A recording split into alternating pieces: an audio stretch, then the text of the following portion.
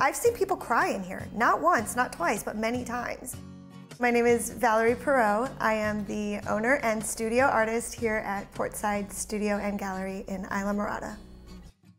It's so beautiful to watch. You look at it and it's like a mirror. There's one that has two creatures and he's sending a love parade from out of his chest into his needy friend's chest, which is to me, what love is all about.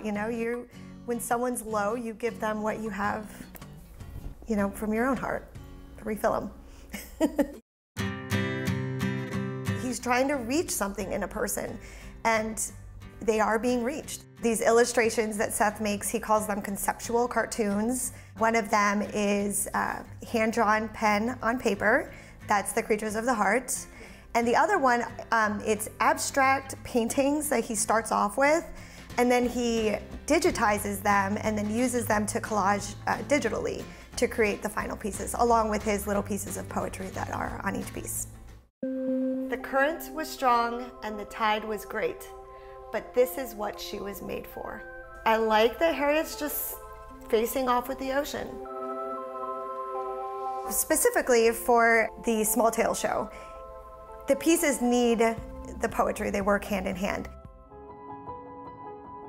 At everyone's core, we all have the same feelings and concerns, and we have the same hearts beating in our chest. We're all striving and wondering and trying to make our way in this world, and that's what he speaks to in his art, is that those universal themes. Specifically, Seth says he wants the art to be simple enough that a child gets it, but yet complex enough that it reaches an adult. All of the wording that you see on Seth's pieces, that's all his handwriting. The words are by him, the shapes of the letters are by him, the art is by him, the frames are picked out by him. They're so whimsical. When I describe him, I say he reminds me a lot of a Shel Silverstein, Eric Carle kind of mix. And when I told him that, he totally agreed. He was like, I see that. I think that these are probably influences of mine, and they're artists that I really respect. And coincidentally, Shel Silverstein has roots in Key West, and Eric Carle is a regular visitor of the gallery here at Portside, and he also has a home here in the Upper Keys.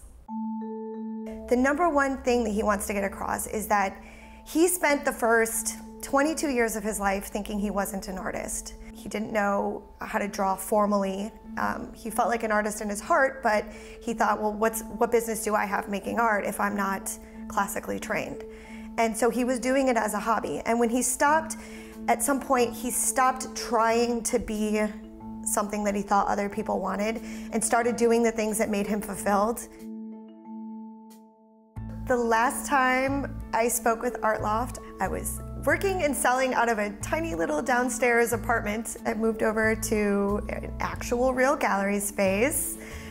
So the way I have the gallery set up is that one side is all my own art, and then the other side of the gallery is where I bring in my featured artists. So every 3 months I bring in a new featured artist.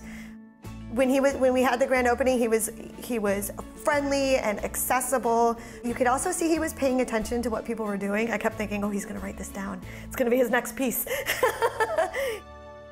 With good writing or with good art, what the artist does is it makes the familiar new. And I really think that that's what Seth does. You look at it and you're like, well, yeah, I feel that. I've thought that forever. I've just never had anyone put it into words or say it. I thought I was alone.